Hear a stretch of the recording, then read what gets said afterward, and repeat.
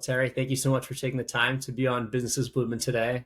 First thing I wanted to get into, I know you have an incredible story to tell, but just from the start of it, would love to know about your time at the Citadel and what you enjoyed about going there and how it was like being a Division I college basketball player.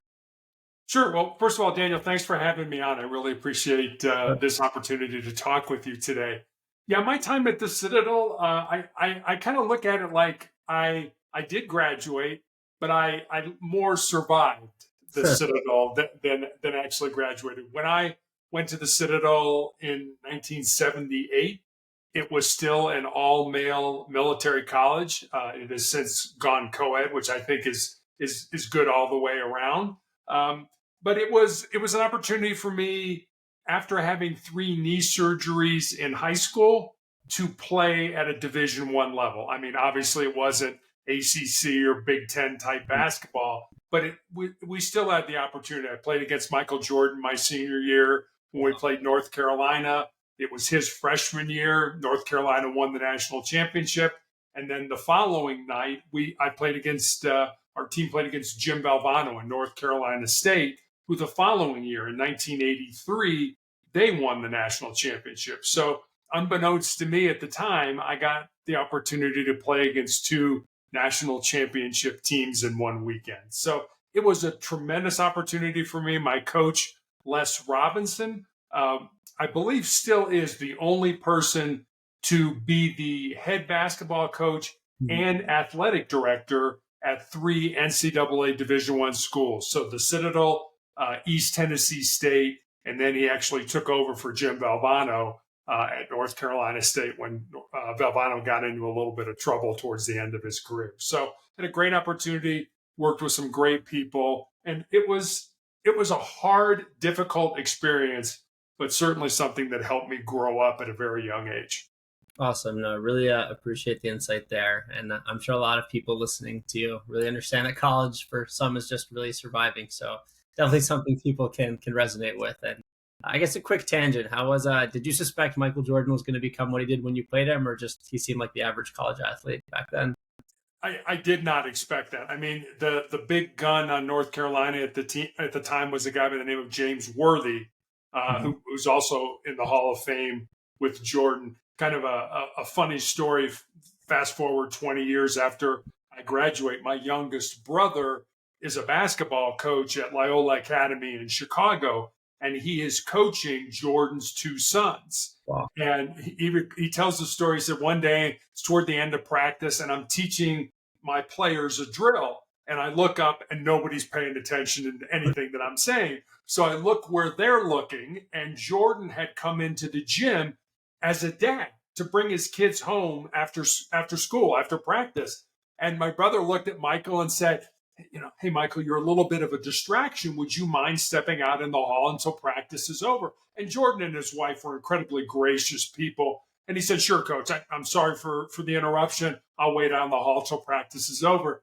My brother thought later, gee, I'm probably the only coach in the history of basketball that ever kicked Michael Jordan out of practice. So, Maybe, yeah. Well, I mean, means your brother has some chutzpah to tell the greatest. absolutely. Awesome. No, it's a cool story there. Appreciate the insight around there. But awesome. Really interesting to hear about your time at the Citadel and run-ins with Jordan. So after the Citadel, you got the opportunity to work in corporate marketing at Wendy's. Would love to know how you got that opportunity and ultimately kind of what you enjoyed and the lessons you learned within that role. Yeah, I was actually the first person in my family to graduate from college. And so, I'm all set to make my mark on the world with my newly obtained business administration degree. And I look back now and realize how little I knew about business just because I had a degree. And at the time, I'm really going to date myself, but this was long before the internet was available to help people find employment. So I moved back home with my parents and basically sent out resumes and got on the phone and said, hey, do you know if anybody's looking for somebody in business and things like that, and had several interviews with Wendy's and was just fortunate enough to get in as the field marketing trainee in their marketing department. Great opportunity. I will never forget. I'll tell you kind of a funny story.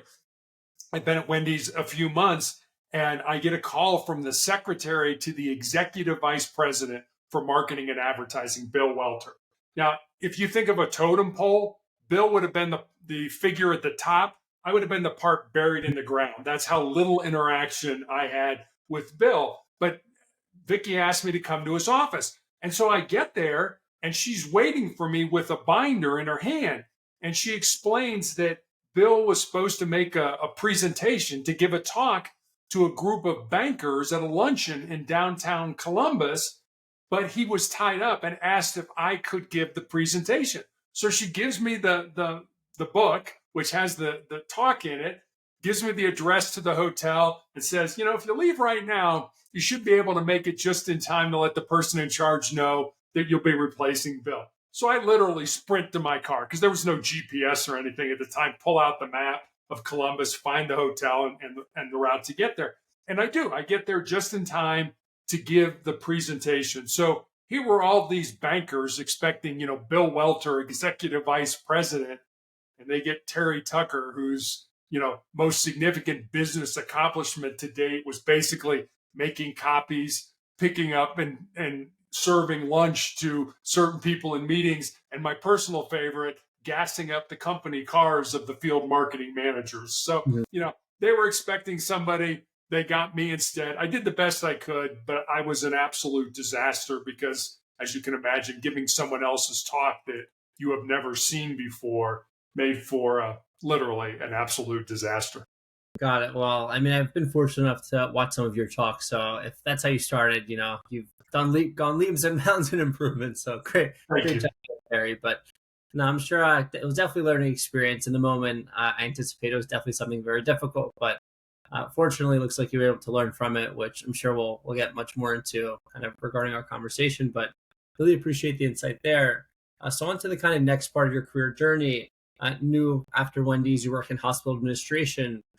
Some people probably look at that from Wendy's to hospital administration as two totally separate career paths.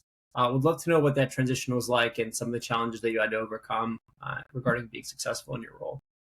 Sure. So I moved home, as I said, to find a job after college.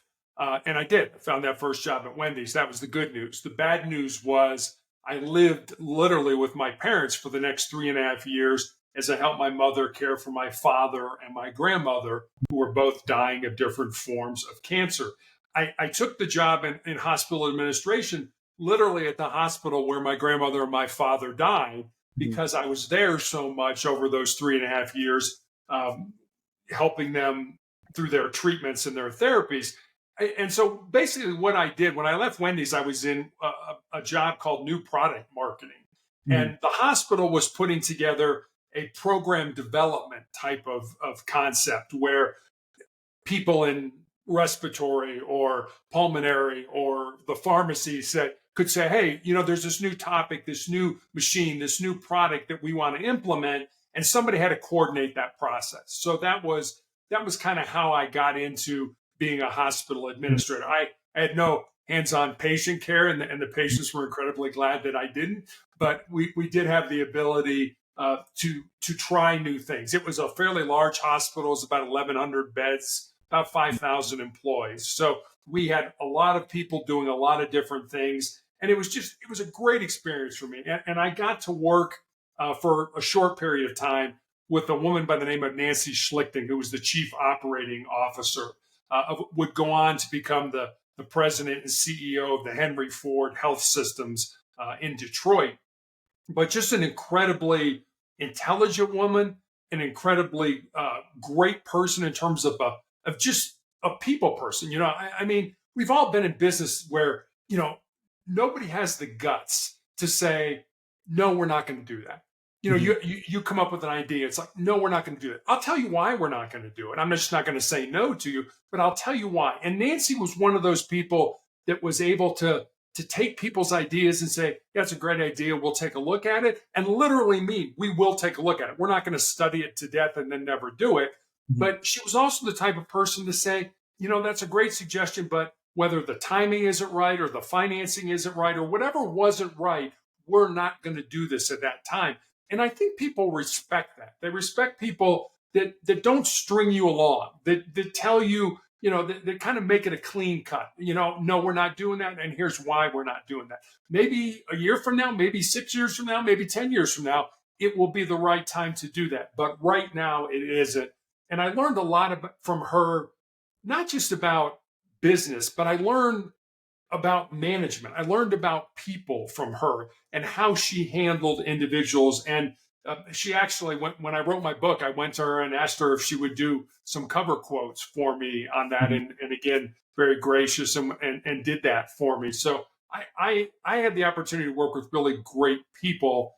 And I guess I always knew, being part of a team, the importance of having good people. But it really kind of solidified at that point in my life the importance of being a good people person, because you may be technically good at something, but if you can't work with people, I mean, you win or you lose. I don't care what your business is, with the people that you surround yourself with. Got it. I think that's a great way of looking at it. And two quick points there. One point, the other question. But it's really interesting the kind of way you would describe Nancy. I think a lot of folks these days might be either too direct or kind of too indirect. But I think it's a really unique skill set when someone can have an executive presence, but also be brief as to why something isn't happening. So really interesting that you got that experience. The other point I wanted to ask about the hospital. So obviously, working in a hospital administration can be a very rewarding job trying to help people. But from the other perspective, is it also something very humbling in the fact you see that some people just aren't as fortunate with certain health circumstances? So does it really ground you and make it a little more grateful for every day that you're able to go on? It really does. I mean, I dated a few people during that time who were actually in the medical field, who were actually involved in patient care, and you would hear the stories at dinner and things like that, and you felt the compassion, you felt the empathy for those people. And as I said, when I graduated from college, my father and my grandmother were both dying literally next door to each other, and one in one bedroom, one in the next, at the exact same time. And you give up, at least I did. I gave up a lot of social interaction to take care of them. And I would do that. I think that's one thing that my parents taught my brothers and I, was the importance of family, the importance of caring for each other, of loving each other, of supporting each other. And while I certainly was kind of, I just got out of college, I was ready to sort of make my mark in the world. And I think God kind of put the brakes on and said, no, wait a minute, this is more important. And it absolutely was. And it took me 3.5 years to help my grandmother and my father get to the end of their lives. If it would have taken 30 years, I would have still done it, because it was the right thing to do. And I think back on just what my parents did for my brothers and I. We all played college athletics. I have a brother who was the one who coached Jordan's kids, pitched for the University of Notre Dame. And my middle brother was an NCAA Division II All-American in basketball and was drafted by the Cleveland Cavaliers in the National Basketball Association. And that wasn't just by happenstance. That was because of the love and the support and the things that my parents did for all of us to get us that opportunity. Once we got the opportunity, it was up to us to manage it and move it forward. But my parents taught us the importance of family. And I think that was just something. I mean, like I said, 5,000 employee hospital, but it was a family. It was, people working together, whether it was people in the food services, or people in the laundry, or the doctors, or the nurses, or the therapists, or whoever it was. It took a family, it took a village to get someone healthy and maintain that level of health. Got it. Awesome. No, cool. Really appreciate the insight around that and kind of your work while you were in hospital administration, some background regarding your family and lessons learned. So really insightful stuff there. As natural as a transition may be, after working in hospital administration, you ended up transferring to work in customer service for a big publishing company, an academic publisher. So how was that transition? How did you end up getting into that role? And are there any other lessons you learned in that role that really helped propel your career as you move forward?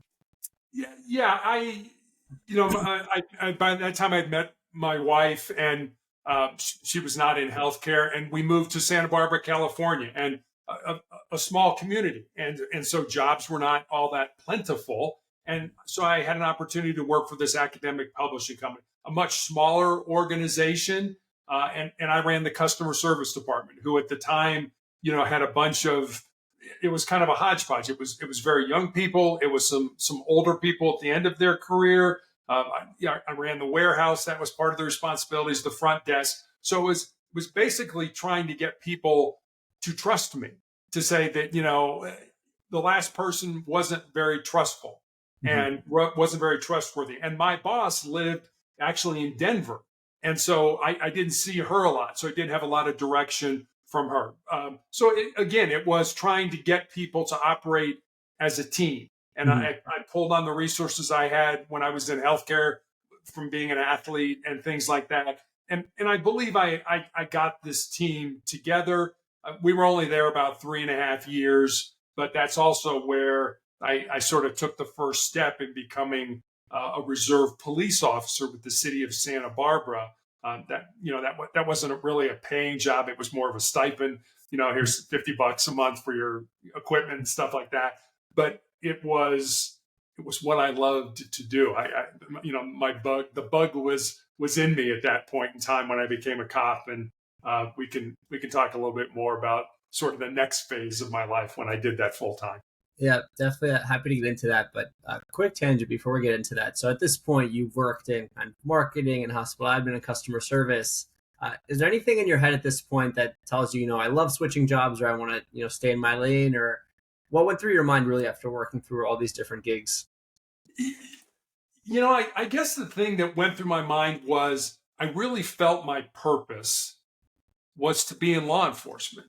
And it was, I never let that, I guess, dream die, despite all these other things. And I'll give you a little bit of background. So my grandfather was a Chicago police officer from 1924 to 1954. So he was in Chicago during Prohibition, when alcohol was outlawed in the United States, during the Great Depression in the late 1920s, early 1930s. And when the criminal gangs, the criminal organizations, Al Capone and those guys, were shooting up the town, and he was actually shot in the line of duty with his own gun. It was not a serious injury. He was shot in the ankle. But my dad, who was an infant at the time, always remembered the stories that my grandmother told of that knock on the door of Mrs. Tucker, grab your son, come with us. Your husband's been shot. And so when I expressed an interest in going into law enforcement, which I really wanted to do right out of college, my dad was, absolutely not. I'd expressed interest even before college. He was like, nope, you're going to college. You're going to major in business. You're going to get out, get a great job, get married, have 2.4 kids, and live happily ever after. But that's what my father wanted me to do. That's not what I felt my purpose was. So I had a choice when I graduated from college. I could have said, sorry, Dad, I know you're dying, but I'm going to go blaze my own trail. Or out of love and respect for you, I will do what you want me to do, which is go into business. So understanding the backstory, my resume makes a little bit more sense. I still always had that desire, that passion, to go into law enforcement. But I didn't want to upset my father. And so I sort of joke, I did what every good son did. I waited till my father passed away, and then I followed my own dreams. And, I was old to be getting into law enforcement. I was a 37-year-old rookie police officer, which by most accounts is very old to be getting into that line of work. Got it. No, for sure. Well, definitely have more questions on that. But I mean, it's a beautiful way to look at it. Obviously in life, you have to make these tough choices. And even though you wanted to do one thing, you valued respecting kind of your father's wishes more. So, whether some people agree or disagree, I think objectively it is a very, very beautiful thing you did, and very, very commendable. So really appreciate hearing more about that. So more on your police story. As we know now, law enforcement was your passion and something you really wanted to get into. You actually ended up getting into a SWAT hostage negotiation position. I would love to know what drove you to becoming a negotiator, and kind of what lessons you were able to learn in that role, and kind of what you enjoyed, and kind of some tough situations, if you're allowed to share. I know those details may be sensitive, but overall would love to know more about your experience working as that.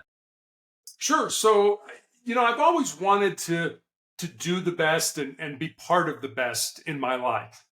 Failed miserably a lot of times on a personal level, but SWAT in most law enforcement agencies are usually the best officers with the best training and the best equipment. So I always kind of had an idea that I wanted to be part of that. And SWAT, for those of your listeners who don't understand, is usually broken down into two groups. The first, there's the tactical group, which are the men and women with all the toys, with the guns and the armored cars and all that stuff. And then there are the negotiators, who we used to joke with the tactical teams that if we did our job, then you don't get to use all your toys, and things like that. So when there was an opening on the Cincinnati Police Department's negotiating team, I put in for it, just like everybody else. And there was a physical fitness. You had to run so far in a mile and a half in so much time, and push-ups and sit-ups. You had to meet with the psychologist. You had to take psychological exams.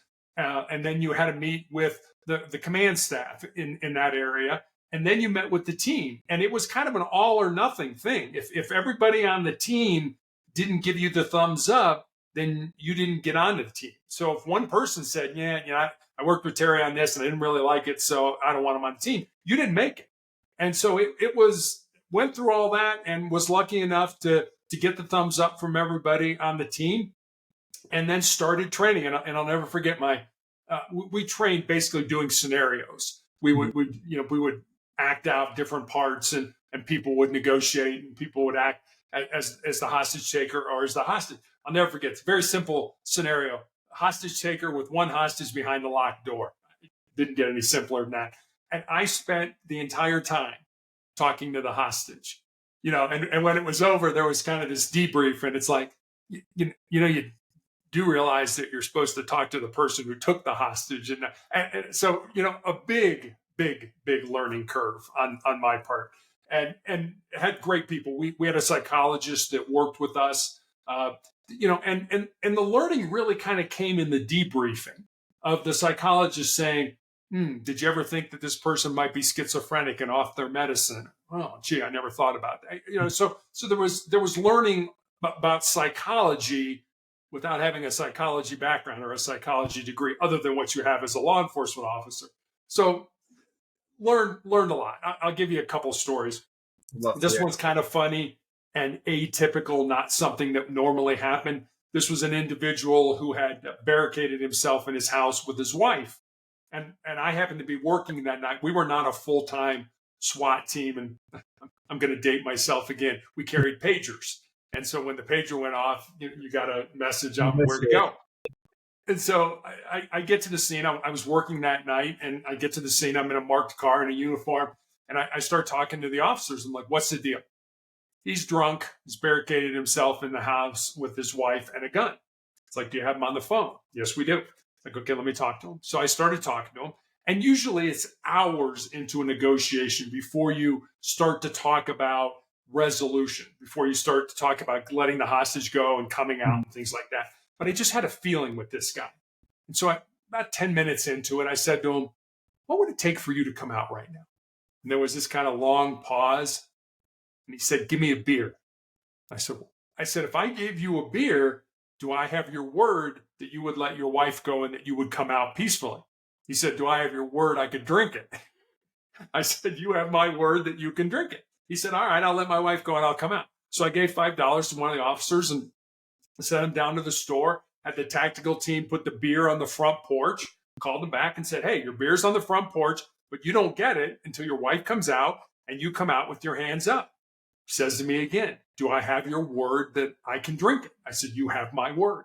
All of a sudden, the front door flies open. Here comes his wife. Here he comes with his hands up. We handcuff him, let him drink his beer, and off to jail he goes. So that was incredibly atypical. Did not usually happen that way. A more typical one, although I don't know if any of them are typical, was this. This was an individual who wanted to commit suicide. And he started 7, 8 o'clock at night, and he slit his wrists, and that didn't work.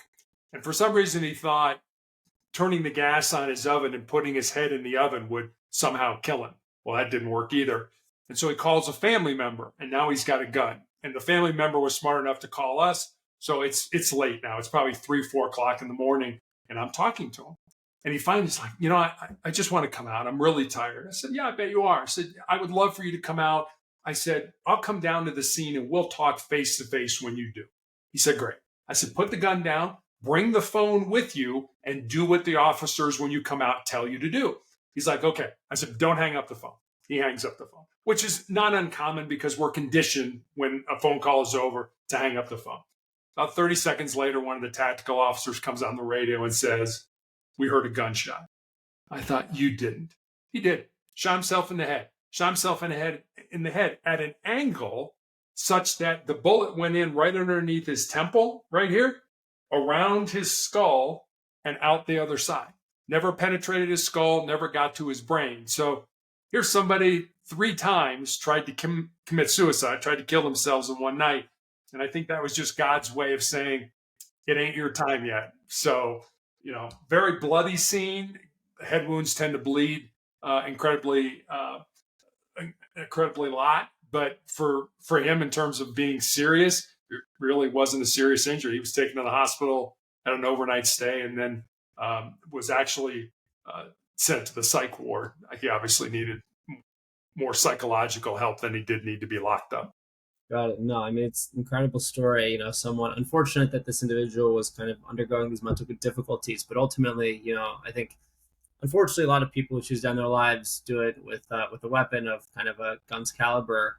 Usually, it's, I imagine, kind of an instantaneous death, but through it at point blank and somehow have the bullets get around, has to be some kind of divine intervention from my perspective, I'm sure. That's kind of what we all thought.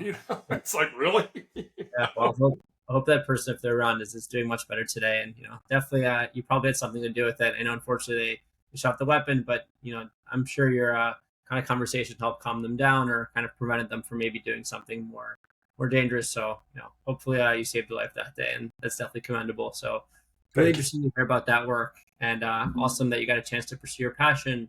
Note afterward, you kind of returned a little bit back to your roots in terms of basketball, but coaching basketball. So we'd love to know ultimately why you end up kind of going back to coaching that as well, going back to that sport in a coaching capacity, and what was really rewarding about that experience. I in all honesty, I coached my daughter. Our daughter is 6'2".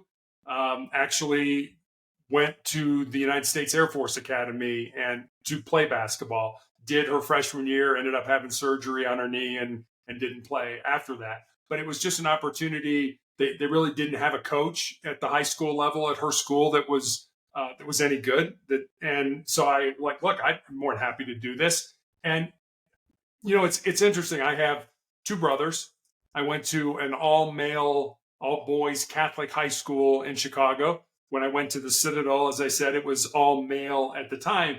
So when my wife and I get pregnant, I remember going to the OBGYN and her saying, in an ultrasound, do you want to know the sex of the child? And it's like, yeah, sure, that'd be great. And, she said, well, you should buy pink. And I remember my first reaction was, oh, no. You need to keep it in there till it's done. I have absolutely no idea how to deal with a girl. I have absolutely no idea whatsoever.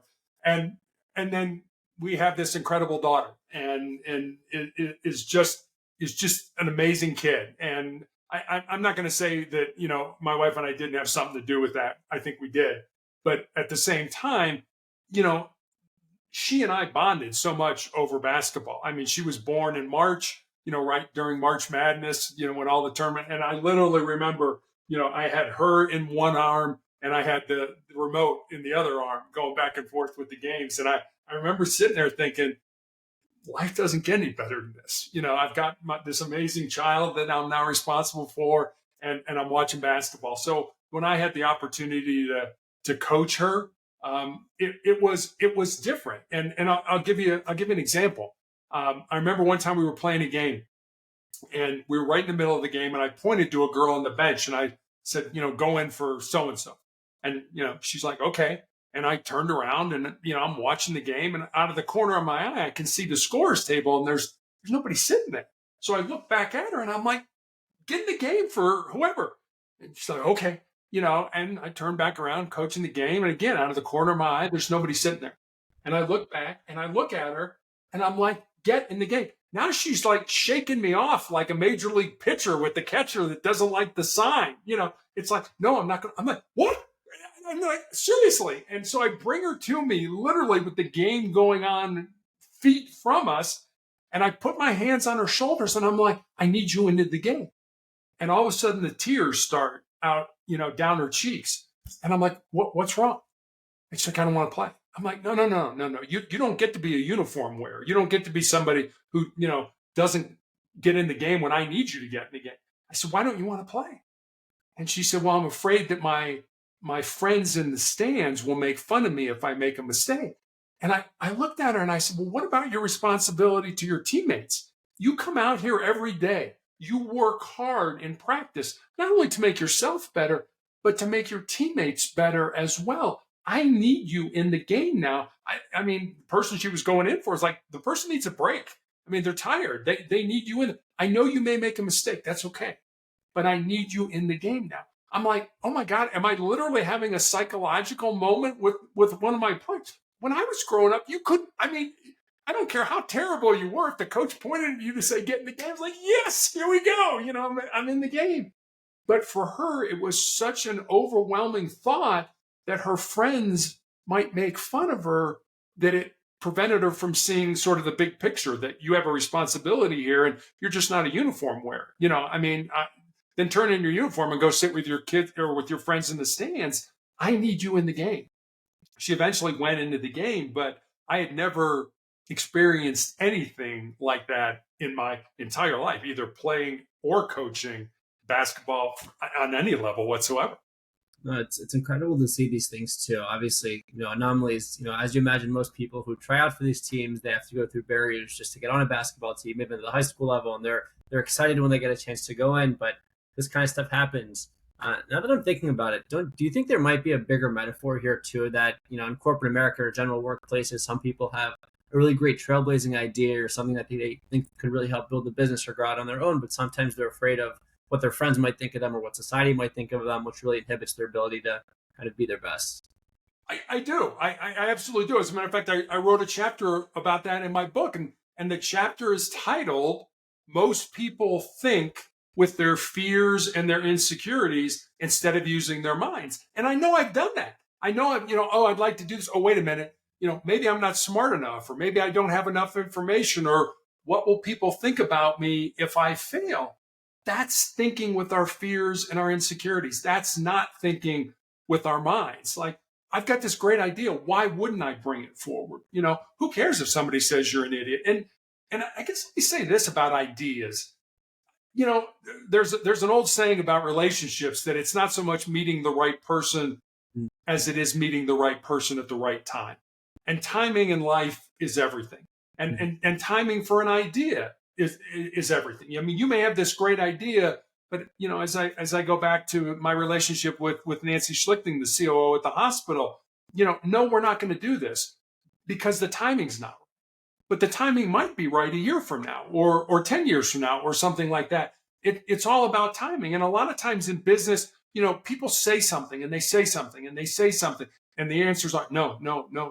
But the fourth or the fifth or the sixth time they say it, the answer is yes.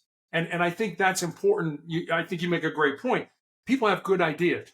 Even if you get shot down, if you still believe it in your heart that it's a great idea, you need to move that forward. You need to keep making that suggestion and giving reasons. It can't be, I have this great idea. Here's why I think it's a great idea. And here's how it's going to help the business to grow and get better and diversify and find a new way to deliver our service and things like that. If you phrase it in that way, it's really all about what value either you or that idea brings to the organization. Mm-hmm. Got it. No, awesome. It's a really, really great way of looking at it and appreciate the insight around that.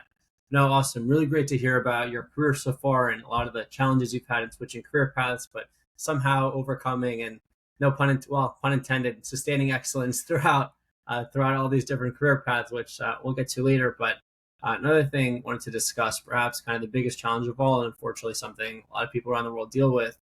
You are, as of now, thank God, a cancer survivor and a cancer fighter. But going back to the initial part of your kind of cancer journey, when you initially learned that you had this unfortunate disease, what kind of went through your mind, or really what were you thinking of? Yeah, I was diagnosed back in 2012 with a rare form of melanoma that most people think of melanoma as too much exposure to the sun and it affects the melanin, the pigment in our skin. My form of melanoma has nothing to do with sun exposure. It's It's called acrolitiginous, and it's basically a form of melanoma that appears on the bottom of the feet or the palms of the hands. Mine appeared on the bottom of my foot during basketball season when I had a callus break open. So I ended up going to a podiatrist friend of mine and took an x-ray, and he said, I think you have a cyst in there. And he cut it out. And he showed it to me. It was just a little gelatin sac with some white fat in it. No dark spots, no blood, nothing that gave either one of us concern. But fortunately or unfortunately, he sent it off to pathology to have it looked at. And then 2 weeks later, I received a call from him. And as I mentioned, he was a friend. And the more difficulty he was having explaining to me what was going on, the more frightened I was becoming. Until finally he laid it out for me. He said, Terry, I've been a doctor for 25 years. I have never seen this form of cancer. And he recommended I go to MD Anderson Cancer Center in Houston and be treated. And so I did. But I know I went through all the stages that we would associate with grief. First it was denial.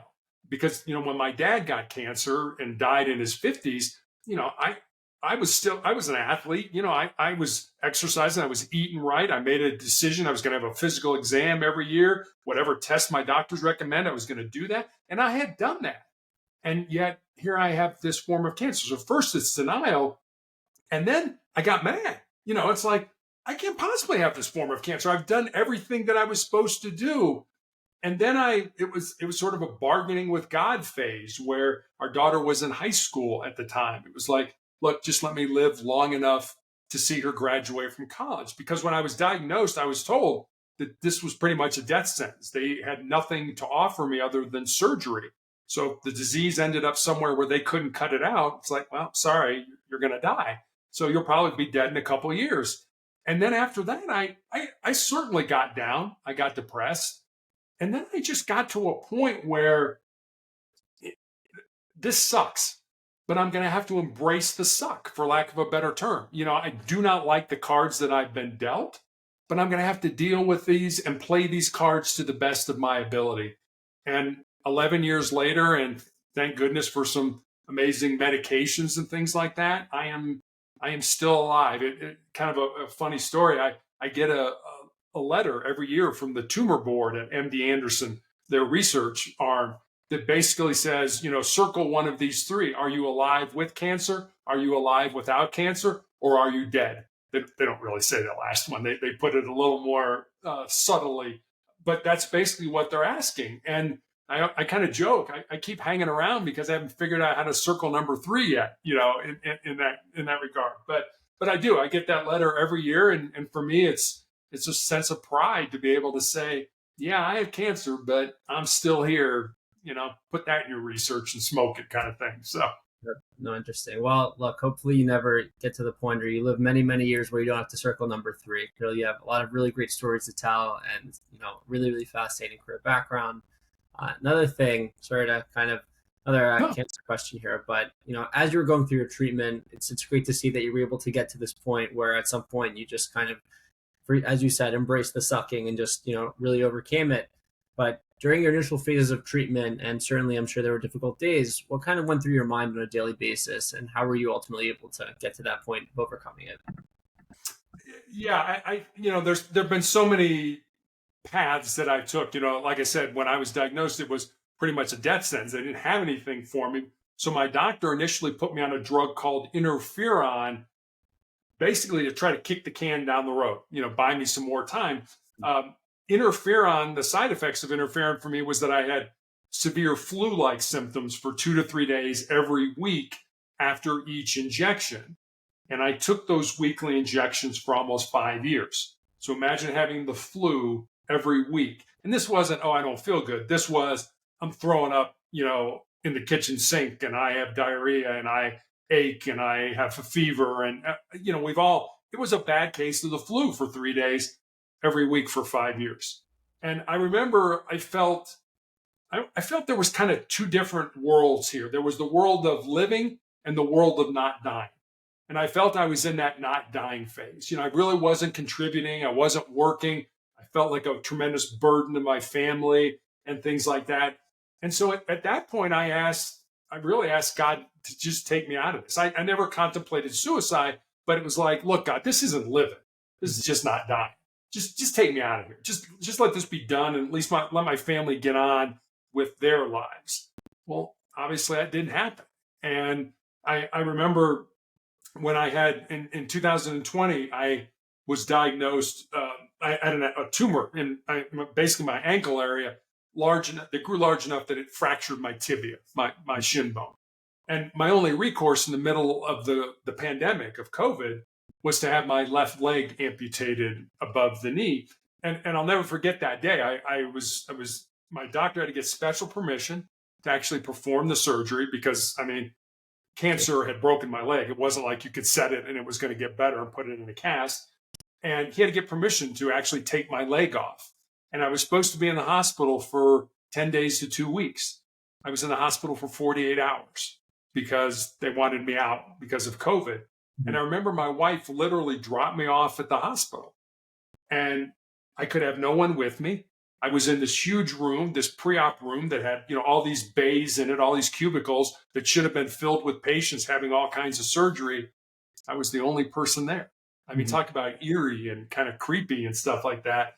And it was a time of tremendous aloneness, for lack of a better word. I don't even know if that's a word, but you just felt like, you know what? Okay, it's me and God and whatever happens. And so faith, as you can probably tell, has been an incredibly important part of my journey. And I'll end with this. About 8 months after I had my leg amputated, and I also found out I had tumors in my lungs, which I'm still being treated for, my doctor showed me my CAT scan. And I have no medical background. I don't know how to read a CAT scan, but you can kind of look at it and say, oh, gee, that doesn't look like it's supposed to be there. And I had these big tumors in my lungs. I had fluid all around the pleural spaces of my lungs. And I remember looking at my doctor and saying, how was I alive? And he kind of got this grin on his face and sort of shook his head and said, I don't know, because you shouldn't have been, which said to me that God's not done with me yet. When I die, where I die, how I die, way above my pay grade.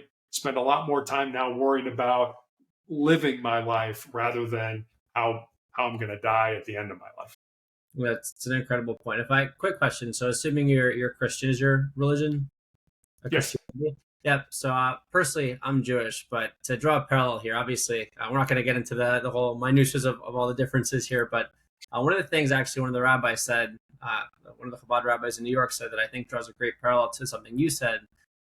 He said when a lot of people are going through really difficult situations and, life can be really difficult and they wake up every day sometimes just not really wanting to live, maybe similar to how you were feeling. But he said there's a powerful message in the sense that every day you wake up, it's God or Hashem telling you every day that, I need you today. I need you to, to fulfill your purpose, to do something. So even though, slightly different religions here, just that same kind of metaphor of like every day you're needed for some kind of higher purpose, I think is a really beautiful thing. So I hope that was okay to bring up, but I think it's a beautiful metaphor there. No, it was absolutely a great thing to break up. I'll just give you a quick little backstory to that. I mentioned I coached high school basketball. What I didn't mention is I coached high school basketball at a Jewish school. Oh, and our daughter had learning disabilities at the time, and I'm Catholic. That the Catholic school did not provide the learning specialists that our daughters needed. So we sent her to the Jewish school because they had the learning specialists. So I totally get where you're coming from. Been to many Jewish services and stuff like that. I mean, having faith is one thing. I'm not so sure God really cares what that faith is. It's just believing it's something that's bigger than us. No, for sure. I think that's a really great way of looking at it. Heard from religious leaders and heard from yourself. That's an incredible way of seeing things. But really great to hear about your journey and how you're able to stay positive through it all. And ultimately, a lot of this stuff came to fruition in a book that you wrote titled Sustainable Excellence, 10 Principles to Leading Your Uncommon Extraordinary Life. I'd love to know ultimately what was the inspiration for this book and why you end up wanting to write it and what your goal is for folks who end up reading this book. Yeah, that Sustainable Excellence was really a book born out of two conversations I had. One was with a former player that I had coached in high school, who had moved to Colorado with her fiance, where my wife and I live. And the four of us had dinner one night. And I remember saying to her after dinner that I was really excited that she was living close and I could watch her find and live her purpose. And she got real quiet for a while. And then she looked at me and she said, well, Coach, what do you think my purpose is?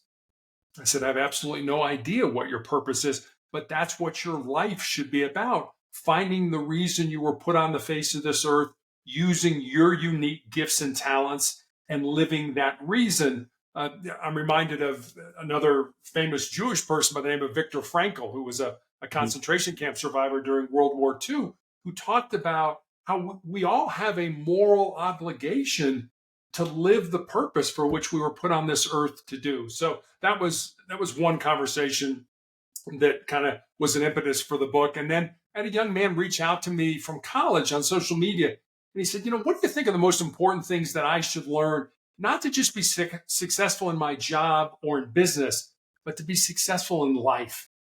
And Daniel, I didn't want to give him the, get up early, work hard, help out. I didn't want to give him the sort of tried and true things that we all know we need to do to be successful. So I wanted to go deeper with him. So I spent some time and I started carrying a pen and paper around, taking some notes, and sort of had these 10 thoughts, these 10 ideas, these 10 principles. And so I sent them to him. And then I sort of stepped back and I was like, well, I got a life story that fits underneath this principle, or I know somebody whose life emulates that principle. So literally during the 3 to 4 month period where I was healing after I had my leg amputated, I sat down at the computer every day and I built stories, and they're real stories about real people underneath each of the principles. And that's how sustainable excellence came to be. And it's always funny for me, not funny, but fun for me as an author when people reach out, because the principles are not in any order. Number 1 isn't any more important than number 7 or anything like that. But there's always one principle that resonates with the reader, that really kind of touches their soul, so to speak. And that's always a great place that we can start, talking about the book or talking about their experience or story that resonated with that principle. So it's been an incredibly rewarding journey for me to write a book. I didn't want to write a book. People were suggesting, you should write a book. You should write a book. You should write a book. I'm not writing a book. I'm not going to do this. But I think, there's sort of the old joke that goes, when we talk to God, it's called prayer. When God talks to us, it's called schizophrenia. So God never talked to me. God has never, said anything like, hey, Terry, write a book. But I think what God does is he puts enough people in our path that make the same suggestion over and over and over again. And I think I'm smart enough that when that happens, that I sort of, sit up and listen and pay attention to that. I always say that, I wrote Sustainable Excellence, but I think it was inspired by something much bigger than me. Got it. No, it's really, really beautiful to hear and awesome, and happy you wrote it. Definitely, if anyone's looking to read that, it's available on Amazon. I'm sure based off this conversation, it's probably a great read. Definitely add it to the reading list. But a few other things I really quickly wanted to ask. I'm sure you went through your struggles, as we just mentioned, but if there's someone listening, struggling through something or keeping it internally, and what broad advice do you have for them to really get over that hump and try to see the positive things and the positive aspects of life? Yeah, I think I've seen a lot of people, I'm sure you have as well, Daniel, that, people start down the road toward a goal and then something gets in their way, an impediment stops them, blocks them, and they can't get over it. They can't get around it. They can't get through it. And so they quit. But they don't quit and just leave it at that. Now they got to blame somebody. And, people, they'll blame their parents, or they'll blame their boss, or they'll blame their station in life. I think very few people will ever get to where they want to be in life because they won't stop whining and complaining about where they're at. Very few people take personal responsibility for their own success and happiness. Now, I think we all have a breaking point. Don't get me wrong. But I think that breaking point is so much further down the road than we ever thought it was. And I'll give you an example. I'll give you a story. Back in the 1950s, there was a professor at Johns Hopkins University who did a very simple experiment with rats. He took rats and he put them in a tank of water that was over their head. And he wanted to see how long the average rat would tread water before they would sink and drown. And the average rat treaded water for about 15 minutes. And just as those rats were getting ready to drown, he reached in, grabbed them, pulled them out, dried them off, and let them rest for a while. And then he took the exact same rats and put them back in that exact same tank of water. And the second time around, on average, those rats treaded water for 60 hours. Wow. So think about that. 15 minutes. I'm just not, my business isn't going to fail. I'm going to die. My life is going to be over. Second time around, 60 minutes, which told me two things. Number one, the importance of hope in our lives, that maybe not today, maybe not this month, maybe not even this year. But if you keep doing the things you know you're supposed to do to get you where you want to be, eventually you will get to that point. And secondly, just how much more our physical bodies can handle. We give up, we quit, we let ourselves down long before our body ever fails us. So I guess that's a long-winded answer to your question, but that would be my advice for people. Got it. No, it's a great way of looking at it. I think a lot of times when we really, have a character change or a character shift and accept responsibility for a lot of the things, happening and not try to blame others, we realize how much time we were spending, how much time we were wasting doing that stuff, and really how much we could have been working on ourselves, and then really learn about the things we can improve. So, personally, I'm certainly not perfect, can definitely improve a lot, but definitely an aspect I'm working on, and really, really great to hear it from yourself. Just a few other things wanted to get into. Two other quick questions. With this kind of cancer diagnosis that you have, and God willing, you keep fighting and fighting it, and that third dot never gets circled. But would love to know what you want your legacy to be and how you'd like to be kind of remembered. I don't have any.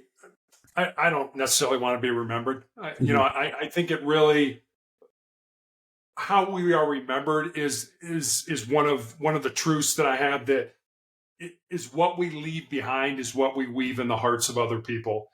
And nobody's going to remember me 50 years from now, and that's okay. I don't have any, oh my gosh, my life has been a failure because people aren't going to remember me. No, I think it's how we interact with each other, how we touch each other. We all seem to think that, it's about what we get. And Daniel, what I've come to understand is that, we seem to think that we are born empty. And that, once we get out of school and we kind of get into life, whatever life looks like for us, that we spend our time filling ourselves up. I've got to get a great education. I've got to get a great job, make a lot of money, drive a nice car, live in a nice house, have a great family. We fill ourselves up, and that's going to somehow make us fulfilled, make us happy. And what I've come to understand, that one, it doesn't. And two, it's just the opposite. We're not born empty. We're born full. We're born with everything we need to succeed in our lives already inside us. We just need to find that and pull it out and use it to our benefit. So it's not so much what you get. Your job in life should be not to get stuff, but to give stuff, to empty yourselves out with whatever your unique gifts and talents are, certainly for the betterment of yourself, but also for the betterment of your family and your community and your country and things like that. And I think if you look at it that way, it's not what you get, it's what you give. Then your life has a whole different purpose, a whole different meaning, and a whole different value. And it's something that I can certainly go to my grave saying, okay, I've done this. I've emptied myself out with whatever God gave me for the betterment of this world. Now it's time to go home. Got it. No, I think it's a beautiful, beautiful way of looking at it. And I think, similar conversation I had the other day, I think a lot of people focus on, instant gratification or the money or this or that. But in reality, when you focus on giving and adding value, money or career success, all that will be a byproduct of that. So it's a great way of looking at it. But awesome. Last thing I wanted to get into, loved hearing about your career journey and kind of how you're able to fight through, this unfortunate diagnosis. But would love to know how you find happiness in life. I guess I'll answer that. Certainly happiness for me comes from what I call my 3 F's: faith, family, and friends. But I'll answer that with another story. I had a nurse recently ask me what it was like. I had my foot amputated in 2018. As I said, I had my leg amputated in 2020. And she asked me, what was that like? How has that been? And I told her it certainly hasn't been easy. I'm 6'8" tall. So learning to walk again and falling from this height, not a good thing. People get hurt. So definitely don't want to do that. But what I told her was, cancer can take all my physical faculties, but cancer can't touch my heart. It can't touch my mind, and it can't touch my soul. That's who I am. That's who you are, Daniel. That's who everybody who's listening to us is. And we spend a tremendous amount of time, and I think you alluded to that. working on this vessel, this house. We go to the gym and we get enough sleep and we eat right and we reduce stress. And that's absolutely important stuff. And I'm not telling you not to do that. But what I am suggesting is maybe every day spend a little more time working on who you are, your heart, your mind, and your soul. This body, we all know, is going to die. It's going to decay. It's going to go away. But who you are, your heart, your mind, your soul, those things are eternal. Those things will last. They will outlast your body. They are really who you are. And I think if you can work on them and find the value in them, they will absolutely make you happy.